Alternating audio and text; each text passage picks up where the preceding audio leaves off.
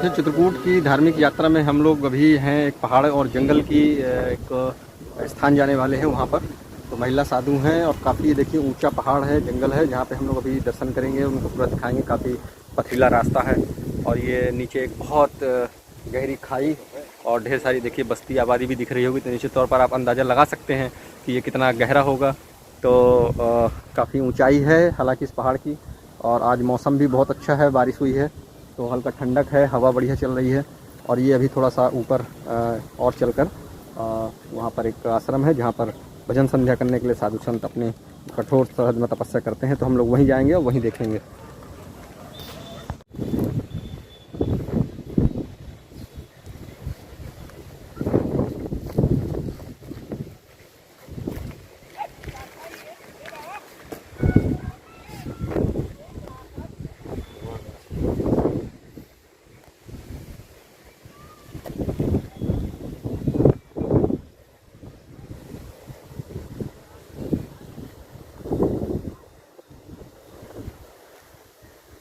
और हम लोग अभी पहाड़ के चढ़ चढ़ रहे थे तो हमारे कुछ बुजुर्ग साथी हैं तो थोड़ा थक जाते हैं तो रुक रुक के चढ़ना पड़ रहा है। और काफ़ी ऊंचाई है पहाड़ की और लगातार हम इसमें चढ़ रहे हैं। हालांकि इसमें सीढ़ी भी नहीं है, एकदम जो रास्ता है वो अरे मुझ विकलांग को दिखाओ। थोड़ा सा दिव्यांग है ये, तो उसकी वजह से इनको सब मालिक की कृपा है दादा, ये सब सदगुरु की कृपा है।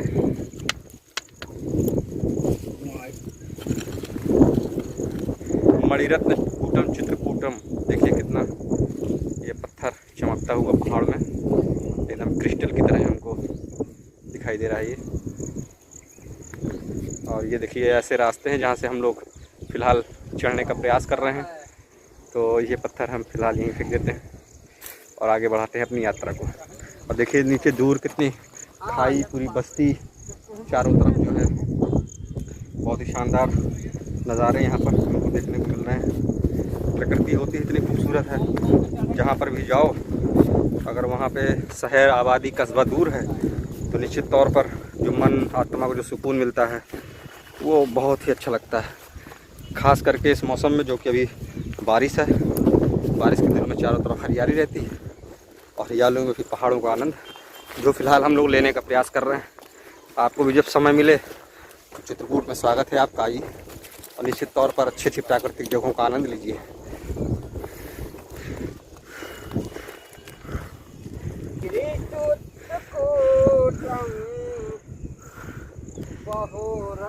पहाड़ काफ़ी ऊंचा है और थकने की पूरी जो है संभावना थी और थक भी चुके हैं। फ़िलहाल मेरी उम्र 46 साल की हो चुकी है, 46।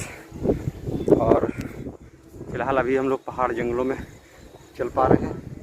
बहुत ही सौभाग्यशाली है क्योंकि नियम और संयम की वजह से हम इतनी जो भाग दौड़ वाली ज़िंदगी है वो जीने का प्रयास करते हैं और जी पाते हैं। तो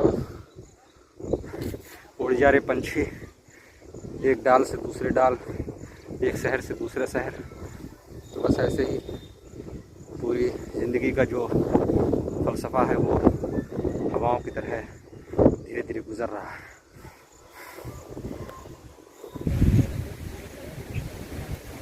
तो इस समय जिस तरह का मौसम है वो बहुत ही खूबसूरत, देखिए कितना बढ़िया से हवा चल रही है और ज़ोरदार हवा चल रही है।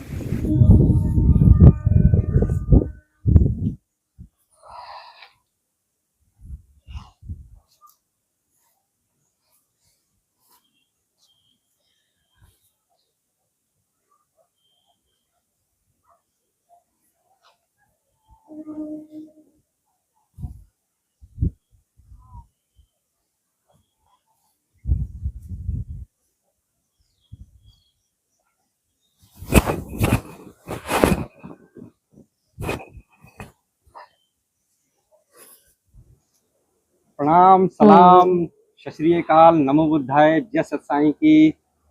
साथियों, एक बार फिर हम लोग अपनी चित्रकूट की धार्मिक यात्रा में थे और जिस तरह से हम लोग आपको लगातार अपने यहाँ चैनल पे, यूट्यूब चैनल पे साधु संतों के दर्शन करवा पा रहे हैं। खास करके उन साधु संतों के जो पहाड़ों में अपनी बड़ी कठोर साधना तपस्या करते हैं, जंगलों में रह के एकांतवास में वो अपना भजन संध्या करते हैं।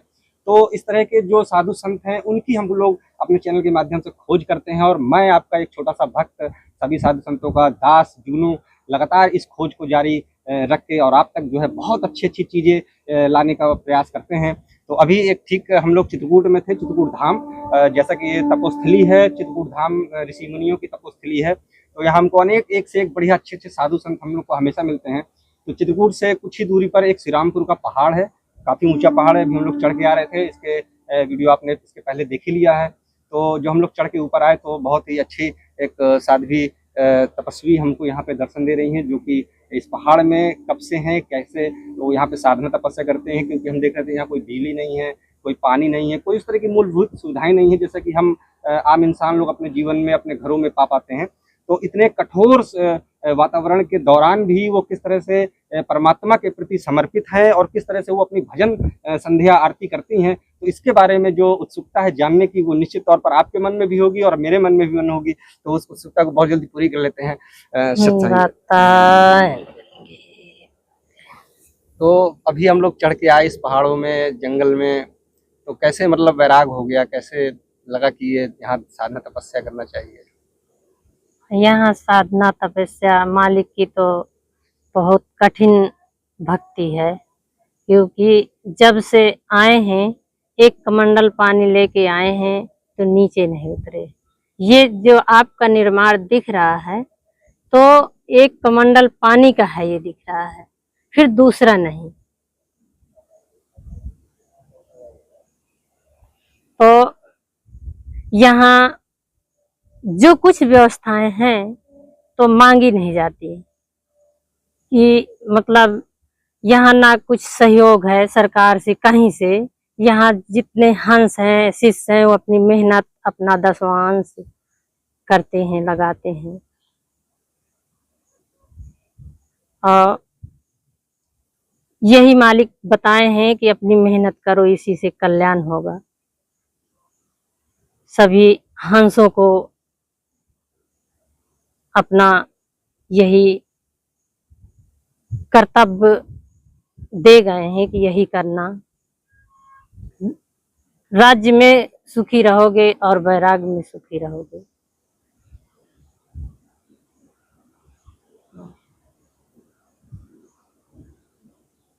क्या है वैराग्य? वैराग्य संसार की जितनी सुविधाएं हैं, सुख, ये सब त्याग करके यहाँ वैराग है। कभी लगता नहीं है ऐसे घनघोर जंगल में, पहाड़ में, और एक महिला संत होके जो है, कभी डर नहीं लगता? कभी परमात्मा के मतलब इतना विश्वास है, आस्था है कि सब कुछ? हाँ, विश्वास है। मालिक यहाँ जीवदान दिए हैं, क्योंकि वो भूख प्यास कुछ भी नहीं आशा बता गए हैं कि इसकी आशा न करना। मालिक की अगर अपने कानून पर रहोगे तो मालिक ख्याल आपकी करेंगे जहाँ पर रहोगे। तो हमें वो भरोसा है कि मालिक यहाँ जीव दान दिए हैं और ये कानून बता गए हैं, तो हमें पूर्ण तरह से विश्वास है। हमें जंगल नहीं लगता, यहाँ हमें आश्रम किला, एक सत किला है, जंगल नहीं है। ये आज यहाँ जो बना है मैदान, ये आज पत्थर नहीं है, हीरा मोती है, उसका भी मोल होता है, इसका मोल नहीं है। इतने तपस्या का बना है। तो मतलब आप जब से आपने वैराग लिया, इन पहाड़ों में से जंगलों में तपस्या की, तब से मतलब कितना समय हो गया बाहर निकले हुए, समाज में गए हुए, इस पहाड़ से नीचे उतरे हुए? हम 2008 से यहाँ आना जाना रहा। अब 1 साल हो गए हैं, तो समाज ये कहा कि मतलब अब समाज के आधार से आना जाना होगा। पहले तो आते रहे 2 महीना 3 महीना, और जो सेवा की होती रही करते रहे। फिर अब समाज ये है कि मतलब कहीं जाना है, बहुत जरूरी काम है, तब जाना है। वैसे कितना समय हो जाता है इन पहाड़ों से बाहर निकले हुए? ज्यादा समय नहीं, मतलब 2-3 घंटा हो गए। मतलब यही नजदीक कुछ काम है तो बस इसलिए जाना पड़ता है, कुछ कागज पाथर के लिए, और नहीं आना जाना और नहीं होता है, बहुत जरूरी है। तो जीवन के कैसे कौन से पड़ाव आए आपके जीवन में, से कौन सा समय आया कि एक तरफ जब जैसे कि मतलब अच्छी शादी ब्याह करके जो है एक घर बसाया जा सकता था, एक दुनिया बसा सकती थी, लेकिन वही दूसरी तरफ बैराग करके इन जंगलों में एक आसन बना लेना और एक भजन करने, इन दोनों में क्यों ऐसा चुना आपने जो है कि कौन सा रास्ता, क्यों ऐसा? हाँ, वो तो आपकी बात सही है कि जीव उबार के लिए हम ढूंढे कि मतलब संसार में एक दूसरे का धोखा, एक दूसरे का ख्याल नहीं, तो हम कहें कि जीव उबार मतलब ये कहाँ से सहयोग जीव का मिलेगा। फिर हमें जो है दाता हन का वो मिला हंसों द्वारा, तो हम उनके साथ आए।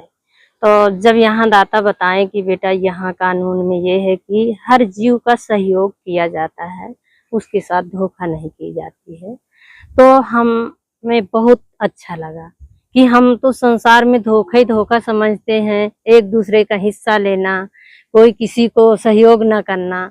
और यहाँ तो दाता बता रहे हैं कि अगर हम कानून पर और एक दूसरे का सहयोग करेंगे तो हमारा जीव कल्याण में रहेगा, उबार होगा। तो हम फिर यहाँ दाता हमसे पूछे हम कि यहाँ क्या का है दाता, कैसे करें? तो फिर बताएं कि देखो यहाँ दाता जीवदान दिए हैं, अगर यहाँ मेहनत करोगे, संतों की वाणी मानोगे, आना जाना रखोगे, प्रेम भाव रखोगे, आश्रम से भाव रखोगे कि यहाँ हमारे दाता जीवदान दिए हैं हमारे संसार विश्व के लिए, तो आपका कल्याण होगा, आपके साथ कहीं धोखा नहीं होगी और कभी परेशान नहीं होंगे, और आपके साथ जो रहेंगे वो भी नहीं परेशान होंगे। जहाँ का आना जाना तुम्हारा परिवार जहाँ तक बताओगे, पहुंचोगे, तो उन्हें भी थोड़ी आस्था होगी कि हाँ विश्व के लिए वहां दाता जीवदान दिए हैं। और ऐसी भक्ति संसार में नहीं है और सही नहीं है, जैसी भक्ति यहाँ किए हैं दाता कहीं नहीं है। ना यहाँ पानी, ना यहाँ भोजन, कुछ नहीं। यहाँ आपको क्या दिखता है? ना तो एक फल का वृक्ष, ना कुछ बोया जाता, ना लगाया जाता। तो यहाँ का ये कानून है। पर आप ये बताइए कि ये कानून के मानने पर यहाँ सब कुछ हाजिर है, यहाँ लगाया तो नहीं जाता, सब हाजिर है। जो संसार में है वो यहाँ मिलेगा। तो मालिक यहाँ जीव दान दिए, तो सेवा करने का आज सब कोई आता है। जैसे हम आते हैं, वो सब जो सामग्री है वो सब दौड़ती है कि शरण में हम आज पहुंचे, तो पहुंचता है, परमात्मा की ओर से पहुंच रही है सब लोग। किस तरह से आपका जो एक अध्यात्म में जागा, जैसे मतलब आप अंदर में बता चमत्कार के बारे में बताया कि सब कुछ मिलता है, तो जीवन कैसा बदलाव हुआ आपने जब वो दाता के जब वचनों को जब लिया अपने जीवन में, तो किस तरह के चमत्कार बदलाव देखने को अपने जीवन में आपको मिले? हमें यही बदलाव मिला है कि दाता के यहाँ अगर उनकी वाणी मानेंगे, वहाँ सेवा करेंगे संतों की, तो उसमें हम पूरी तरह से कल्याण में रहेंगे और हमारा जीव बार होगा। संत दाता यहाँ जीव दान दिए हैं, भजन किए हैं, जीव दान दिए हैं विश्व के लिए, तो हमारा भी कल्याण होगा। इतनी भक्ति उनकी है कि हम भी उनसे उनकी भक्ति में उभरेंगे। मैं बहुत सारे साधु संतों से मिलता हूँ, जैसे 2-3 कई तरह की भक्ति बताते हैं। तो मतलब अभी यहाँ पर क्या है कि मतलब स्वयं की भक्ति है कि जन कल्याण की भक्ति, मतलब स्वयं को पारना है कि और भी कल्याण करना है? मतलब ये सारे विश्व के कल्याण का है, यहाँ की कानून जो मानेगा। आप जैसे कहते हैं कि संत होना चाहे तो हमारे कानून में होना, वो संत नहीं है कि गली गली मांगना। संत होना चाहे तो हमारे कानून में होए, एक दरे में बैठे, तो वो हमारे कानून है। ना ये मांगना और ना ये एक दूसरे का धोखा देना, ये हमारा कानून नहीं कहता। तो बता रहे हैं कि हमारे कानून पर आएगा तो जीव विश्व का उभरेगा, सारे विश्व का। अच्छा, अभी बहुत सारे और साधु संत आ गए हैं जो पर्चे भी लिख देते हैं, जड़ी बूटियों से भी इलाज करते हैं। तो क्या मतलब इस तरह से भी कुछ होता है कि किसी की बीमारी, नौकरी न लग रही हो, बीमार हो, क्या इस तरह की भी चीजें, समस्याओं का हल होता है? वो तो देखिए आप कि गोली है तो वो बुखार पटवाती है, वो नौकरी तो नहीं लगवाती है, वो बुखार पटवाएगी माँ से। तो जड़ी बूटी क्या है कि मान लो कुछ अंदर मर्ज है तो वो उसको हो सकता है कि उसकी अंदर की कुछ अंदरूनी खत्म हल हो, हेल्प हो, लेकिन उससे नौकरी नहीं लगेगी, उससे रोटी नहीं मिलेगी, उससे पैसा नहीं मिलेगा। कर्तव्य करेंगे। जब हम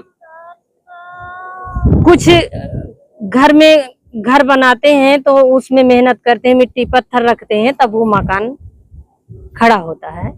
मान लो जैसे घर में हमें दाना पानी की व्यवस्था करना होता है तो हम खेती बाड़ी करते हैं तो हमें क्या पैदा होता है? दाना पैदा होता है, उससे नौकरी तो नहीं लगती।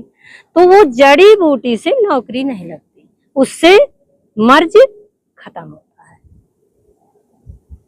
हाँ, कई तरह की लोगों की समस्याएं होती है दुनियादारी में, जब भौतिक जीवन अपना जी रहे होते हैं, सांसारिक जीवन में बहुत सारी चीजें होती हैं कि साधु संतों के खोज करते हैं दर्शक। जैसे हमारे ही कई दर्शक हैं जो अभी इस वीडियो को देखेंगे, तो उनको कुछ न कुछ ऐसी चीजें देखने को, सुनने को ऐसी मिलती हैं कि जिनसे उनको घर बैठे भी एक सही मार्ग को उनको दिखाई देता है कि हाँ, किस तरह से जीवन को जीना है और इन जो तमाम समस्याएं आती हैं, दुख तकलीफें आती हैं, इनसे पार जाना है।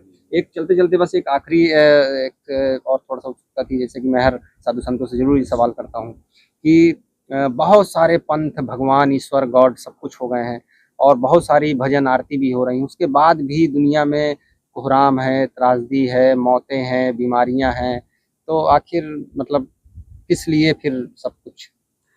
वो तो सब कुछ दिखावा है संसार, है ना? वो सब दिखावा है। हम वहाँ कितनी चमत्कार बना देंगे तो उससे हमें दिखावा दिखेगा, उससे हमें कोई कल्याण तो नहीं होगा, उससे कोई कल्याण नहीं, दिखावा रहेगा। मतलब अपने मकान में हम कितने अच्छे कंकड़ जमा दें, कितने अच्छे फोटो जमा दें, तो क्या होगा उससे? उससे क्या होगा? उससे होगा अच्छा मकान लगता है देखने में, उससे कल्याण नहीं होगा, उससे नौकरी नहीं लगेगी, उससे पैसा नहीं आएगा। तो ये संसार का चमत्कार है, दिख रहा है। तो वो में अब ये तो जो जैसे पाया तो वही में लगे हैं। अगर ये विचार हो जाए कि हमें ये चीज इससे मिलेगा, किससे मिलेगा? जब मेहनत करेंगे तब पैसा मिलेगा। और मकान बनाना है तो वो मकान में मिट्टी पत्थर रखेंगे तो वो मकान बनेगा, ये ख्याल नहीं करते हैं, वो चमत्कार को दौड़ते हैं, तो वो में अपना और नुकसान हो रहा है। उसमें कौन समय बितूत होगी। अब जा रहे हैं नौकरी वाले, मान लो गाड़ी छूट गई तो पैसा भी गया और अपना टाइम भी गया। तो क्या करें? कोई ऐसा सरल मार्ग बताइए ऐसे लोगों को, ऐसे भूले भटके लोगों को, दुख तकलीफ वालों को, जिनका उनका अच्छा सा जीवन जो है चल जाए। क्या दाता ने, क्या साईं ने बताया, क्या किस तरह से, जैसे आप लोगों का जीवन बदला तो ऐसे हर किसी का एक जीवन बदले, तो ऐसे क्या किस तरह से बताना चाहेंगे? जीवन बदल, जो चीज मिलनी है उस चीज की खोज, उसकी खोज करें। जैसे हमें काहे की हो सकता है, ये बताएं, काहे की हो सकता है कि हमें पैसा की हो सकता है, तो हम मेहनत कर सकते हैं तब पैसा मिलेगा। अगर हमें बुखार पटवाना है तो हमें डॉक्टर के पास जाना है। तो हमें जो चीज की आवश्यकता है, हमारे घर में सामग्री नहीं है, आटा सीधा नहीं है, तो हमें खेती करना है, उससे हमें दाना मिलेगा। घंटे बजाने से, आरती करने से जो है सामग्री नहीं आ जाएगी। वो तो हम भजन करते हैं और घंटा बजाते हैं, तो वो एक शौक है, एक सुनने की शौक है, वो कर रहे हैं, उससे हमारा कल्याण नहीं होगा, जीव नहीं उभरेगा। अभी कुछ थोड़ा सा और इसको थोड़ा सा विस्तार से बताएं, जो है कि भजन और ये सब से मतलब कल्याण नहीं होगा। हाँ, कि घंटा बजाने से जो है खेती में अन्न नहीं आ जाएगा। हाँ, जैसे घंटा बजा रहे हैं तो हमें भगवान हमें दे रहे हैं, वहाँ मेहनत अपना स्वयं कर रहे हैं। हमें वहाँ सामग्री की आवश्यकता है और वहां नहीं जा रहे हैं, घंटा बजा रहे हैं, तो हमारे घर में सामग्री कहाँ से आएगी? जब खेती करेंगे तब आएगी। उससे तो हमारा परिवार पलेगा, उससे तो हमें दाना पानी की व्यवस्था होगी। मतलब माना जाए सबके अपने अपने एक विषय है, जो जिस कर्म में लग जाए उसको तल्लीनता से उसको करे तो वो उसको प्राप्त कर लेता ये है। अगर परमात्मा के लिए, किसी के लिए अगर कोई भजन कीर्तन गया तो उसके लिए ही करना है, फिर खेती के लिए करना है तो खाने के लिए करना है, मतलब एक सबका अपना एक विषय है। ठीक है, बहुत बढ़िया। तो बहुत सारे हमारे दर्शकों के सामने आज ये प्रस्तुति थी कि किस तरह से चित्रकूट में महिला संतों की भी एक बहुत अच्छी घोर तपस्याएं साधनाएं चलती हैं। और देखिए कुछ बिल्कुल अजब गजब तरीके के जो बोल हैं वो हम लोगों को आज सुनने को मिले हैं। तो निश्चित तौर पर जो है, और चलते चलते अगर कुछ बहुत अच्छा एक कोई वाणी शब्द कुछ सुना दे जो है 4 लाइन, तो उसके लिए भी बहुत आपका धन्यवाद है।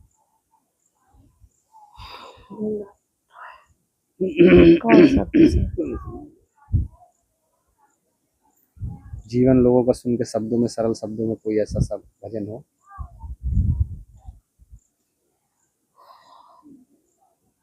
दाता हम साहब का कहना पूरा करने आए हैं, हम साहब का। बोल सकते हैं। हम साहब का कहना पूरा करने आए हैं, हम साहब का। जितने आए पूर्ण कीना, पूर करे हम जाते हैं, हम साहब का। सो सबसे हाल बताए जाते हैं, अब कोई आवे नहीं आ। ख्याल करो हम ख्याल बताए जाते हैं, आना होए हमारी मोहर से आना। जिन साहब का कहना पूर्ण कीन्हा, उई मोहर सब जाली है, हम साहब का। हम साहब का कहना पूरा करने आए हैं, हम साहब का। आना होए मोहरे हमारी से आना, फिर जाली मोहर ना पाओगे। हम साहब का कहना पूरा करने आए हैं, हम साहब का। दातायन बंदगी सरकार की, सकल हंस समाज की बारंबार आएंगी।